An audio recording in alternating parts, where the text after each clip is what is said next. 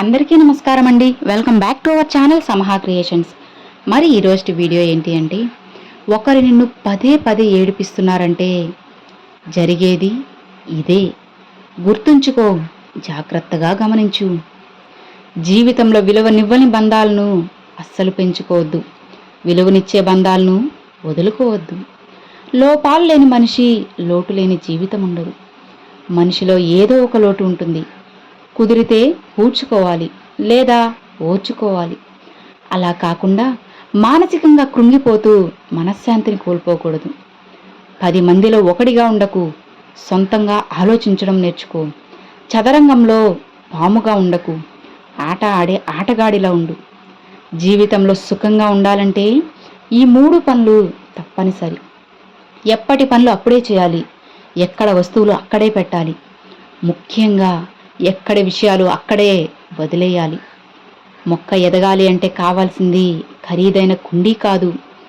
అలానే పిల్లలు ఉన్నతంగా ఎదగడానికి కావాల్సింది సంపాదన కాదు, సంస్కారం. కాలం మహామాయల మరాఠీ.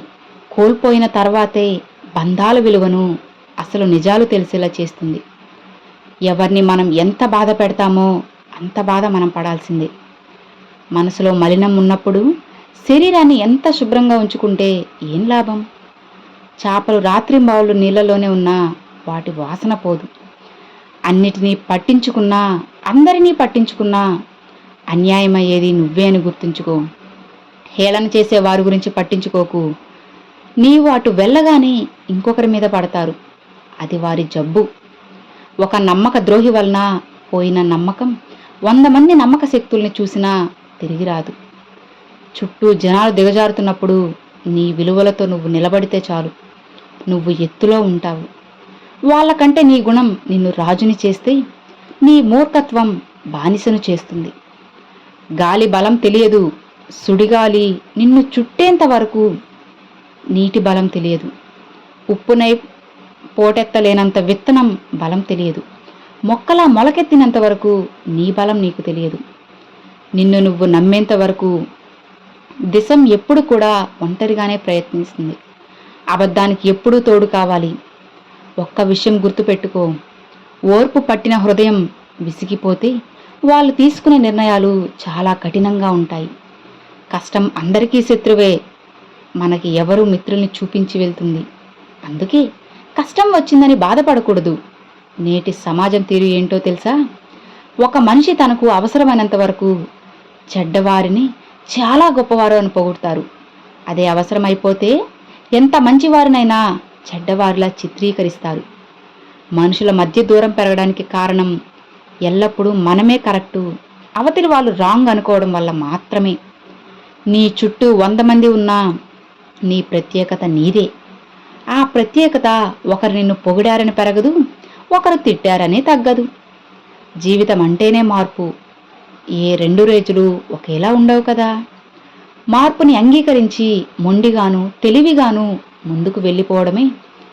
ఆగి ఆలోచిస్తే శూన్యం తప్ప ఏదీ కనబడదు మిత్రమా. నమ్మి బ్రతకడం వేరు, నమ్మిస్తూ బ్రతకడం వేరు. నమ్మి బ్రతకడంలో ప్రేమ ఉంటుంది.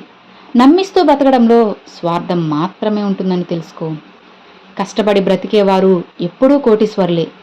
ఒకరి కడుపు కొట్టి బ్రతికేవారే అసలైన పేదవారని తెలుసుకో. ఆర్థిక పరిస్థితి ఎంత బాగున్నా కానీ మానసిక స్థితి సరిగ్గా లేకపోతే ఏం లాభం? జీవితంలో ఎన్నడూ ఆనందంగా ఉండలేరు. కోపాన్ని అదుపులో పెట్టుకోలేని వారు జీవితంలో ఎన్నో కోల్పోతారు. అది మీ పట్ల తప్పుడు అభిప్రాయం ఏర్పరచవచ్చు. అన్ని భయాలు పిరికితనం కాదు. కొన్ని భయాల వెనుక బాధ్యతలు ముడిపడి ఉంటాయి. నీ మనసు ఎప్పుడు గాయపడుతుందో నీ మెదడు అప్పుడు ఆలోచించడం మొదలు పెడుతుంది. ఒకటి గుర్తుపెట్టుకో, మోహం, కోపం, అసూయ అనే 3 నరకానికి 3 ద్వారాలు. మన నవ్వులు వినిపించినంత గట్టిగా మన కన్నీళ్లు కనిపించవు. బలం ఉపయోగించి ఎదుటి వారి మీద గెలవడం చాలా సులభం, కానీ గుణం ఉపయోగించి ఎదుటి వారి మనసు గెలవడం కష్టం.